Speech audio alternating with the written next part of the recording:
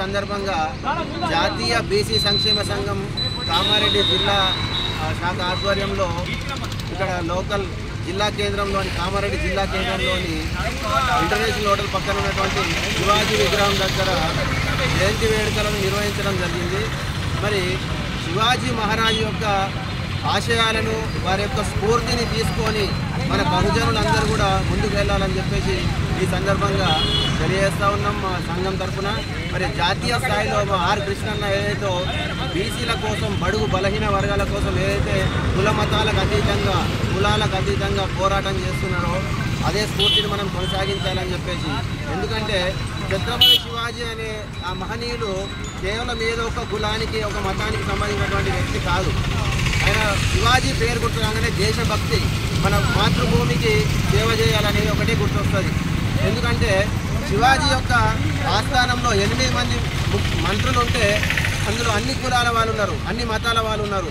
ఎందుకంటే అక్కడ మతాన్ని చూడలేదు, తన దేశభక్తిని చూసిండు. మనం కూడా ఇక్కడ మతాలు కులాలు అని మాట్లాడుకోకుండా అందరము కుల మతాలకు అతీతంగా బీసీలం ఏకం కావాల్సినటువంటి తరుణం ఆసన్నమైంది. మరి బీసీలు ఎప్పుడైతే కుల మతాలకు అతీతంగా ఏకమై పోరాటం చేస్తారో అప్పుడే మన జనాభాకు తగినటువంటి ప్రాతినిధ్యం అనేది వస్తుంది. మనకు అసెంబ్లీలో కానీ, పార్లమెంట్లో కానీ, స్థానిక సంస్థల్లో కానీ అన్నింటిలో, రాజకీయ, ఆర్థిక, విద్య, ఉద్యోగ రంగాల్లో అన్నింటిలో కూడా మనకు మన జనాభా ప్రాతిపదికన అవకాశాలు అనేవి కల్పించాలి. మరి ప్రజాస్వామ్యం అంటేనే జనాభాకు ప్రాతిపదికన ఇవ్వడం, అంటే ఎవరి జనాభా ఎంతనో వాళ్ళకి ఆ వాటా కల్పించాలి. మరి అందరికీ సమాన అవకాశాలు ఇవ్వాలి. అదే ప్రజాస్వామ్యం. మరి మన భారతదేశం ప్రజాస్వామ్య దేశం కాబట్టి మరి బీసీలమైనటువంటి మాకు కూడా ఈ బహుజనులైనటువంటి మా బహుజన ఛత్రపతి శివాజీ మహారాజు ఈ జయంతి సందర్భంగా మేము పిలుపునిస్తున్నాం. మరి బీసీ కులాల వాళ్లకు మరియు మిగతా అన్ని కుల మతాలన్నీ కూడా అతీతంగా అందరం ఏకం కావాలి. మనం అప్పుడే ముందుకు వెళ్తాము. మరి మనము ఎప్పుడైతే పెద్దగా ఆలోచిస్తామో, అంటే ఆ శివాజీ మహారాజు యొక్క ఆలోచన విధానం అనేది చాలా గొప్పైనది, చాలా విశాల హృదయుడు. మరి ఆ కుల మతాలకు అతీతంగా ఆలోచించినటువంటి వ్యక్తి.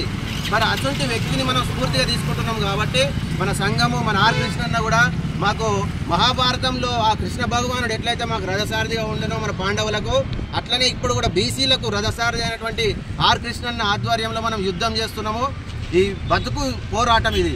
అంటే ప్రతిరోజు ఒక యుద్ధం లాంటిదే మన జీవితం కూడా. మనము ఎట్లయితే మహనీయుల మాటల నుంచి స్ఫూర్తిని తీసుకుంటామో అట్లని ఇక్కడ ఆర్ కృష్ణన్న ఆధ్వర్యంలో, తన సారథ్యంలో మనం అందరం కూడా ఒక పంచపాండవుల్లాగా కలిసి అన్ని కులాలు కూడా అందరం కలుసుకొని పనిచేయాల్సినటువంటి పని ఉన్నది. మరి ఆ పనికి మనం సిద్ధం కావాలి. మరి రాబోయే కాలంలో మన విద్యార్థి సంఘాలను, విద్యార్థి విభాగాలను, మరియు యువజన విభాగాలను, మహిళా విభాగాన్ని, సంక్షేమ విభాగాన్ని పటిష్టం చేస్తున్నాము. మరి రాబోయే కాలంలో గ్రామాన గడప గడపకు ప్రతి మండలంలో సమావేశం ఏర్పాటు చేసి మరి ఎస్సీ, ఎస్టీ, బీసీ, మైనారిటీలు అందరం కూడా, అగ్రవర్ణాల్లో ఉన్న పేదలు కూడా అందరం ఏకమై మరి ముందుకు పోవాలి. మనము ఒక అన్నదమ్ముల్లాగా కలిసి ఉండాలి. ఒక కుటుంబం లాంటిది మన భారతదేశం కూడా. ఎందుకంటే మనం భిన్నత్వంలో ఐక్యము కలిసి ఉన్నాము, ఏకత్వంలో భిన్నత్వం ఉన్నాము. మరి ఆ భిన్నత్వంలో ఏకత్వము మరియు ఏకత్వంలో భిన్నత్వం ఉన్నటువంటి భారతీయ సంస్కృతి సాంప్రదాయాలను ప్రపంచానికి చాటి చెప్పినటువంటి మహనీయుడు, గొప్ప బహుజన చక్రవర్తి అయినటువంటి ఛత్రపతి శివాజీ మహారాజును స్ఫూర్తిగా తీసుకొని మన అందరూ కూడా ముందుకెళ్ళాలని చెప్పేసి ఈ సందర్భంగా తెలియజేస్తా ఉన్నాం. జై శివాజీ, జై భవానీ, జై భవానీ, జై భవానీ.